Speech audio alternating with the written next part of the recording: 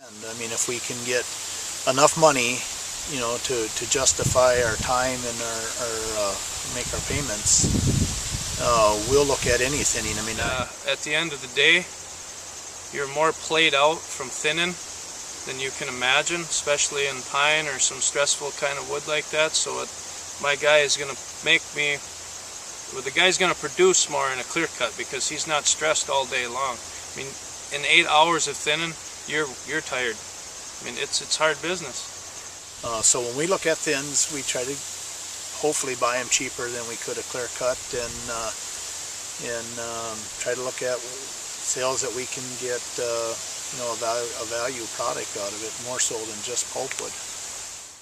Day in and day out, we've averaged probably about 4.5 gallons per hour in the processor.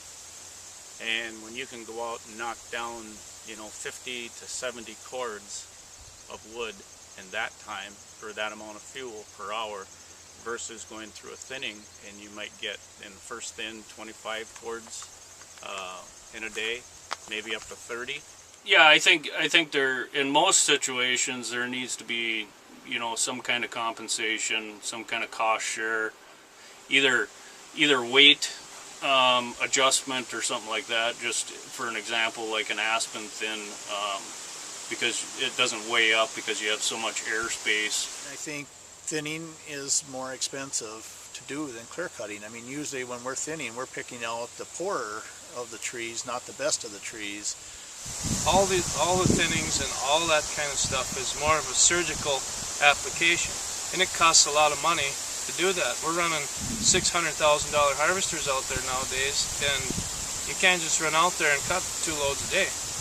You know, you got to have some sort of compensation out there, and I'm not above saying even getting paid a little bit to do it, because there's places, you know, in essence, I'm doing this for the future. You could look at, if you wanted a number and say like 100 cord, but you know, you're probably going to need to have something in that area to make that move justified, and then it'll probably have to be a fairly quality sale. Setting it up, and if you only got 3-4 loads opposed to 50 loads, there's a lot more work there for the small track there. You know, if we're going by and it's handy, we'll stop for 100 cords. You know, if there ain't a lot of road work involved. And yeah, generally I like to stick with 7 cords an acre and up. 10 cords an acre is a good amount to take out. You know, you can make money that way. I'd like to see approximately 10 cord to the acre. Is nice. More is better. If it's a big percentage of saw logs in it, the size of the sail doesn't matter so much. If there's not it's nice to go into a sail that's got, say, 400 plus cords on it. Well, I think the key is, in a lot of these sites, you know, if it was taken into consideration, if they were setting up say a final harvest adjacent to it, a lot of times some of these intermediate treatments are, you know, maybe a year or 2 or even 5 years away from when they normally would be set up. Well, if those were blended with that, you know, put together with that other final harvest, where you could achieve, you know, a little better production and keep. We do sort. So we got saw logs, you'll have pulpwood, we'll have mini bolts, we'll have firewood. Well, right now, today, as we stand here, markets are fairly good. We have had pretty good pine pulp markets, so we've actually done a lot of thinning this summer because we can move our pine pulp.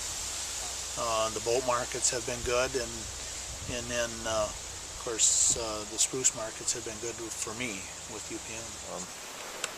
If the pallet market is paying good, I will separate the pallet bolts. Otherwise, firewood. So basically, right now, with the markets I have, it's firewood and saw logs. Oh, I think the markets are there, and especially you know, for an example, you know, more of these hardwood management schemes, I think, you know, there's a good market for some hardwood saw timber, and it seems like the pulp market is decent.